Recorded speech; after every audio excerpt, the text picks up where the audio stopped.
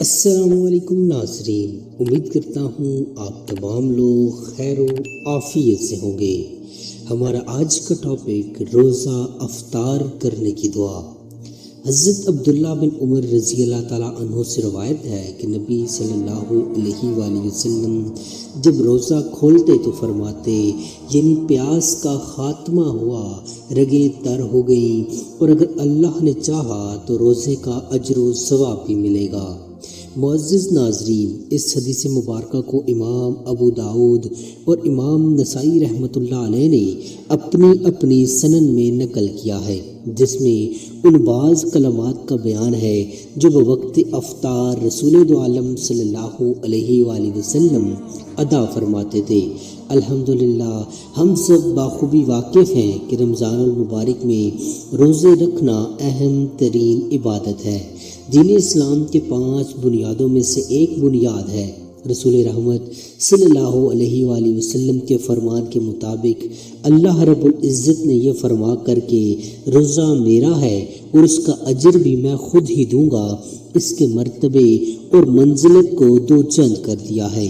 نیز یہ بھی فرمایا ہے کہ اگر کوئی شخص بغیر کسی شرعی اور معقول عذر کے رمضان المبارک کا ایک روزہ بھی قضا کر دے تو عمر بھر روزے رکھ کر بھی اس ایک روزے کا ثواب نہیں پا سکتا۔ یہ بھی ارشاد فرمایا کہ روزہ اور قرآن حکیم روز محشر اللہ رب العزت کے حضور روزے دار اور قرآن پاک کی تلاوت کرنے والے کے لیے سفارش کریں گے، اور دونوں کی سفارش بارگاہ الہی میں مقبول و منظور ہوگی۔ فرمایا ہے کہ روزے دار کے منہ کی بو اللہ کے ہاں کستوری کی خوشبو سے بڑھ کر ہے۔ یوں تو روزے کا پورا دن ہی بڑا قیمتی اور بار آور ہے، مگر اس کے 2 اوقات یعنی سحری اور افطار کی اور ہی شان ہے۔ وقت سحر برکت ہی برکت اور رحمت ہی رحمت ہے، وقت تہجد اور ساعت استغفار ہے، بخشش، رزق کی فراوانی اور عافیت و تندرستی طلب کرنے کا وقت ہے، اور وقت افطار جو روزے کا اختتامی وقت ہے جسمانی اور روحانی خوشیوں کا مزدہ جاں فضا ہے۔ خوبصورت ارشاد گرامی ہے کہ یعنی روزے دار کے لیے 2 خوشیاں ہیں، ایک خوشی افطار کے وقت اور دوسری خوشی اپنے پروردگار سے ملاقات یعنی قیامت میں اللہ کی بارگاہ میں حاضری کے وقت۔ محترم ناظرین، حدیث مبارکہ کی روح سے عصر کے بعد سے غروب آفتاب تک نہایت ہی فضیلت رکھنے والا وقت ہے۔ یہی وجہ ہے کہ صالحائے امت اس وقت کی کڑی نگرانی کرتے ہیں اور بارگاہ ذوالجلال میں دعاؤں کا سلسلہ جاری رکھتے ہیں۔ عصر کے بعد سونے کو علماء نے مکروہ لکھا ہے کہ عموماً نماز مغرب قضا ہو جاتی ہے، جو بہت ہی نقصان کا معاملہ ہے، مگر روزے کی صورت میں یہ وقت افطار ہے، سارے دن کی مزدوری کے بعد اور صبر و استقامت کے مظاہرے کے بعد اجر لینے کا وقت ہے۔ وقت افطار قبولیت دعا کے لیے اکثیر کا درجہ رکھتا ہے۔ اس وقت روزے دار کی دعا قبول ہوتی ہے، یہ فرمان نبوی ہے، اور افطار کے بعد جسمانی طور پر بھی وہ اپنے آپ کو توانا محسوس کرتا ہے۔ قبولیت کے اس وقت میں خود رسول اکرم صلی اللہ علیہ وآلہ وسلم سے کئی دعائیں نقل کی گئی ہیں۔ آج کی زیر بحث حدیث میں جسمانی اور روحانی دونوں مسرتوں کو یکجا فرما دیا گیا ہے۔ حدیث مبارکہ کے 2 جملے جسمانی راحت پر جبکہ ایک جملہ روحانی فرد پر مشتمل ہے۔ فرمایا، پیاس بجھ گئی اور رگیں تر ہو گئیں۔ روزے کے دوران پیاس لگنا اور پیاس کا محسوس ہونا فطرتی عمل ہے۔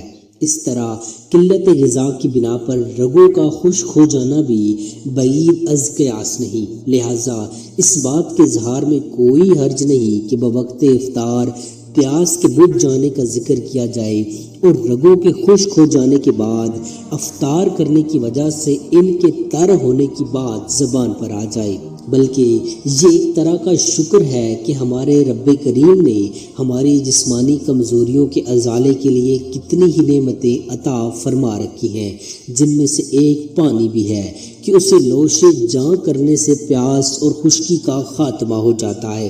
اللہ کے دین میں ہمارے لیے جسمانی اور روحانی دونوں راحتوں کا کافی سامان موجود ہے۔ اور آخری جملہ ہے یعنی پیاس بھی بجھی، خشکی بھی دور ہوئی اور روزے کا اجر و ثواب بھی انشاءاللہ مل جائے گا۔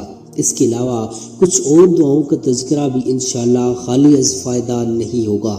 سنن ابو داؤد ہی میں حضرت معاذ بن زہرہ رضی اللہ تعالیٰ عنہا کے حوالے سے رسول اللہ صلی اللہ علیہ وآلہ وسلم کی افطار کے وقت کی یہ دعا بھی ملتی ہے، یعنی اے اللہ، میں نے آپ کی رضا جوئی کی خاطر روزہ رکھا اور آپ ہی کے عطا کیے ہوئے رزق سے افطار کیا۔ انہیں حضرت معاذ بن زہرہ رضی اللہ تعالیٰ عنہا کے حوالے سے ابن سنی نے یہ دعا نقل کی ہے۔ تمام تعریفیں اس اللہ کے لیے ہیں کہ جس نے مجھے توفیق بخشی کہ میں نے روزہ رکھا اور جس نے مجھے رزق عطا فرمایا کہ میں نے افطار کیا۔ ایک اور دعا سیدنا حضرت ابن عباس رضی اللہ تعالیٰ عنہ نے یوں نقل کی ہے کہ رسول اللہ صلی اللہ علیہ وآلہ وسلم افطار کے وقت یوں فرماتے، اے اللہ، ہم نے تیری خوشنودی کے لیے روزہ رکھا اور آپ کے دیے ہوئے رزق سے افطار کیا، اس کو ہم سے قبول فرما، بے شک تو سننے اور جاننے والا ہے۔ حضرت عبداللہ بن عمر بن عاص رضی اللہ تعالیٰ عنہ جو رسول اکرم صلی اللہ علیہ وآلہ وسلم کے جلیل القدر صحابی ہیں، وہ روزہ کھولتے وقت یہ دعا پڑھتے ہیں کہ اے اللہ، میں تیری اس رحمت کا واسطہ دے کر جو ہر چیز پر چھائی ہوئی ہے تجھ سے سوال کرتا ہوں کہ مجھے بخش دے۔ حضرت انس رضی اللہ تعالیٰ عنہ نے ایک خوبصورت بات بتائی کہ رسول اکرم صلی اللہ علیہ وآلہ وسلم حضرت سعد بن عبادہ رضی اللہ تعالیٰ عنہ کے ہاں تشریف لے گئے۔ غالباً آپ صلی اللہ علیہ وآلہ وسلم روزے سے تھے۔ حضرت سعد رضی اللہ تعالیٰ عنہ نے چپاتی اور زیتون خدمت میں پیش کیا۔ آپ صلی اللہ علیہ وآلہ وسلم نے تناول فرمایا اور پھر یوں ارشاد فرمایا، یعنی روزے داروں نے تمہارے ہاں افطار کیا، نیک لوگوں نے تمہارا کھانا کھایا اور فرشتوں نے تمہیں دعائیں دی۔